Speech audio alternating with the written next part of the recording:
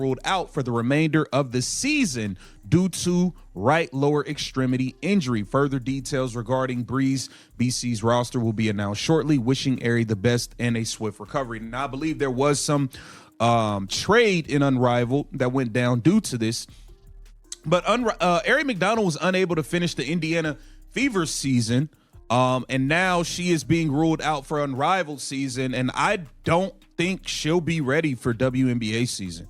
That injury just changed Indiana's entire offseason calculation. Erica McDonald ruled out for the remainder of Unrivaled season, and the timeline suggests she won't be ready when WNBA training camps open in April. This is the second consecutive season McDonald's been sidelined by a lower extremity injury. In August 2024, she was ruled out for the rest of the Fever's playoff push after breaking a bone in her right foot. Now 5 months later, she's dealing with another right lower extremity injury, serious enough to end her Unrivaled campaign early. Here's why this matters more than just one backup guard's availability. Indiana's front office is currently navigating the most uncertain offseason in league history. The CBA negotiations are stalled, there's no agreement on when the season starts, and teams are operating in complete limbo about roster construction. McDonald is a restricted free agent, which means the Fever have to decide whether to extend her a qualifying offer without knowing if she'll be healthy, without knowing when training camp begins, and without knowing what the new salary cap structure looks like. Backup guard elsewhere. Like, I don't really care. I don't really care. But speedy recovery to Ari McDonald. Hopefully she's able to make it back in time for WNBA season. That's if a deal even gets done. All right, now we have to go over here. Now, we have not discussed mock draft lately. Okay, we have an updated one here. It's February, which means we are just about 1 month away from Selection Sunday. And that's the tension sitting underneath all of this draft analysis.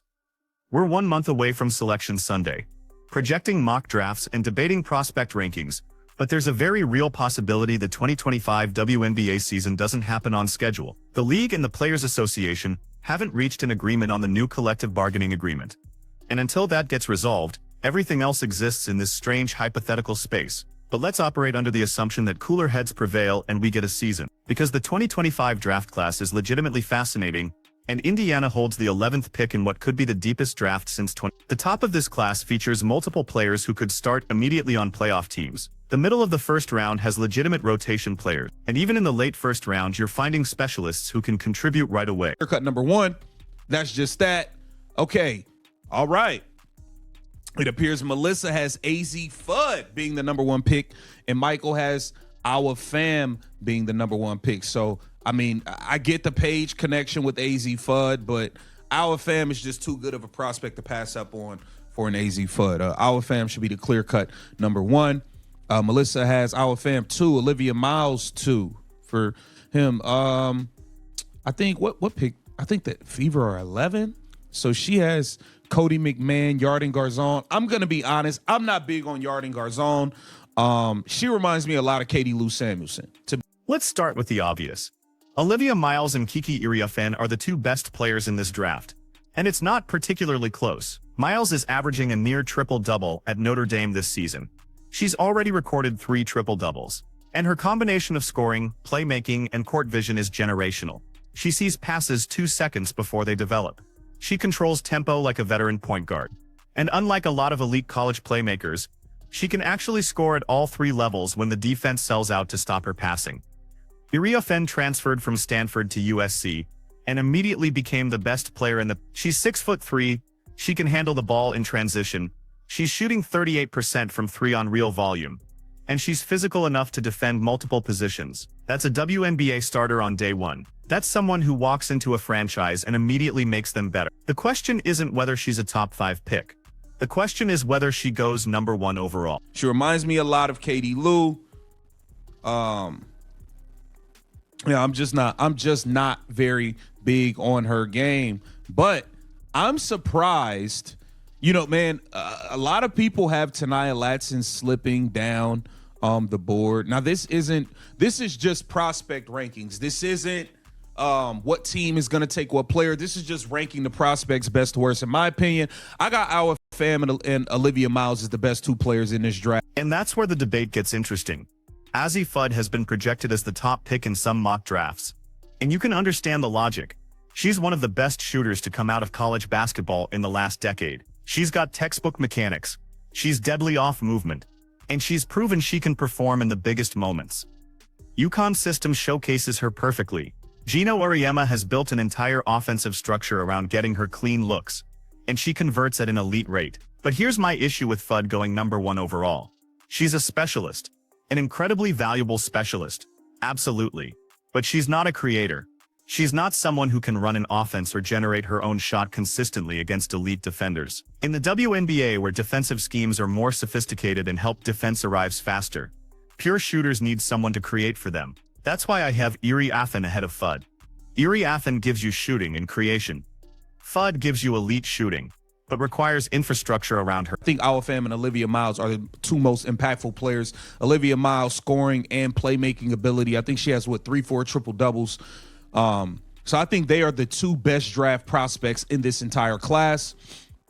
And I like AZ Fudd thereafter because, and I really like Flau'jae, but I'm concerned with Flau'jae ability to really shoot the ball, off ball, consistently. And I know at the WNBA level, at least AZ Fudd is going to be a floor spacer and a knockdown shooter. And that'll be able to play some solid defense. So then you've got Sonia Citron at Notre Dame, who's having a monster senior season.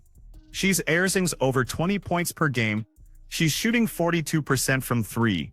And she's doing it while playing next to Olivia Miles, which means she's not even the primary focus of opposing defenses. Citron is the exact type of player who succeeds immediately in the WNBA because she doesn't need the ball to be effective.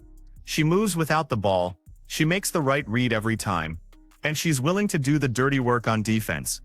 Lauren Betts is the most polarizing prospect in this class. She's 6'7", she's dominant in the paint at UCLA, and you can't teach that size. But I'm not as high on Betts as some analysts. She reminds me too much of other college centers who struggled to translate their game to the professional level.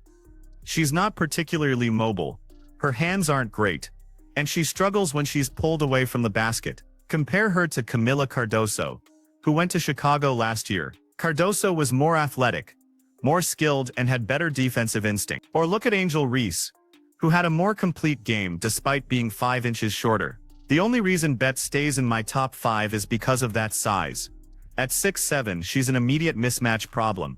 And smart coaches can build systems that maximize her strengths while hiding her weaknesses. But if we're talking about pure basketball ability, I think Janiyah Barker from UCLA and Gabriela Jacquez are better players right now. Over Flau'jae, and then I have Flau'jae at number 4, and I have Lauren Betts at number 5. I also like Ta'Niya Latson. I only got Lauren Betts at 5 because she is 6'7", and you can't teach that. But personally, I do think Gianna Nipkins, I think Gabriela Jaquez, I think both of them are better pure basketball players than Lauren Betts, but Lauren Betts is 6'7". That's the only reason. I don't think Lauren Betts is this great prospect. I don't think she's as good as a bunch of the recent bigs that have come in. Who was the big from South Carolina went to the Sky? I just blanked on her name. But y'all know who I'm talking about. I don't think she's as good as Angel Reese was. I don't think she's as good as I'm just not big on Lauren Betts. I don't think she's gonna be like that in the WNBA. But this is an updated prospect rankings. So for KTV, Our Fam, Olivia Miles, AZ Fudd, Flau'jae Johnson, and then Lauren Betts are my top 5 prospects with Ta'Niya Latson right there after. Get down in the comments and let me know what you guys. So where does this leave Indiana? With the 11th pick, they need wing depth desperately. Caitlin Clark and Kelsey Mitchell are locked in as the starting backcourt. Aaliyah Boston is your franchise center. But after that, the rotation gets thin quickly. They need someone who can defend multiple positions, knock down spot-up threes, and doesn't require plays called for them. The mock draft has Cody McMahon going to Indiana at 11. But I'm not sold. McMahon is a solid player, good shooter, decent defender. But she feels like a role player, and I'm not sure she moves the needle for a team trying to win a championship.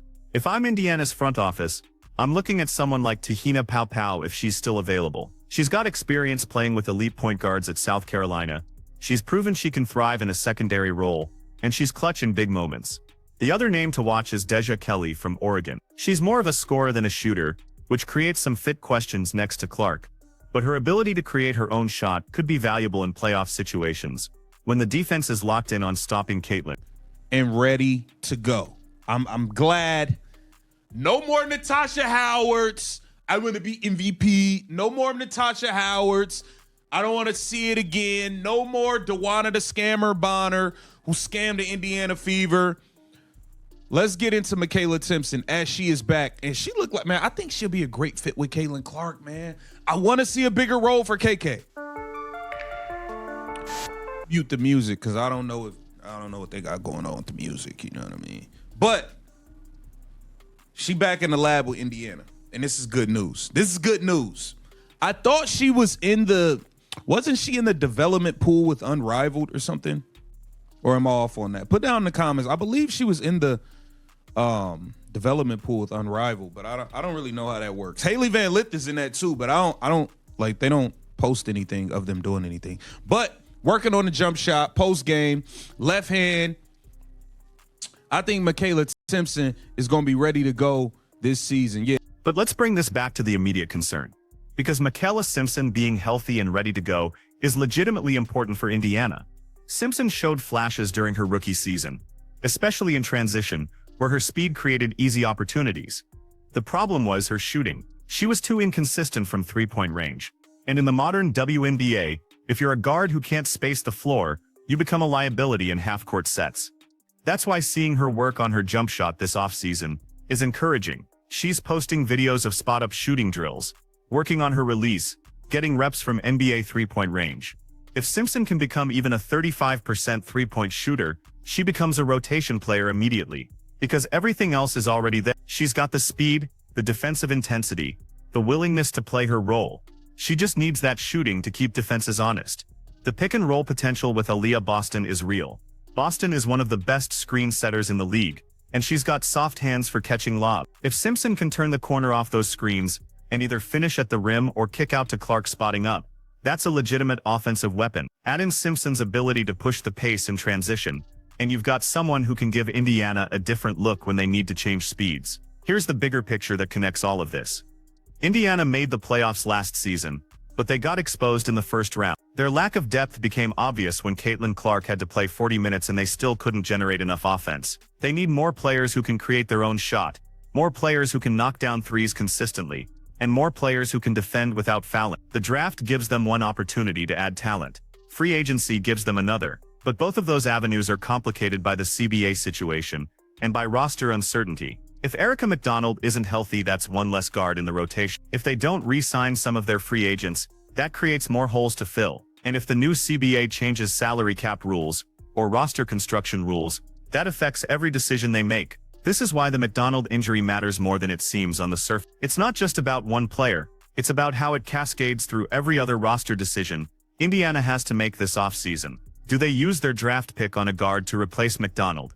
Or do they trust Simpson to step up and use that pick on a wing? Do they pursue a veteran free agent guard? Or do they save that money for a bigger move? Every choice eliminates other options, and none of this accounts for the possibility that the season gets delayed, or that replacement players become necessary if the CBA negotiations completely fall apart. The league and the Players Association are billions of dollars apart on revenue sharing. They're feeding about expansion team allocation, they're debating charter flight requirements, and practice facility standards. These aren't small disagreements that get resolved with a handshake. These are fundamental questions about the business model of the WNBA. So we're sitting here analyzing draft prospects and debating whether Kiki Ariafin should go first overall.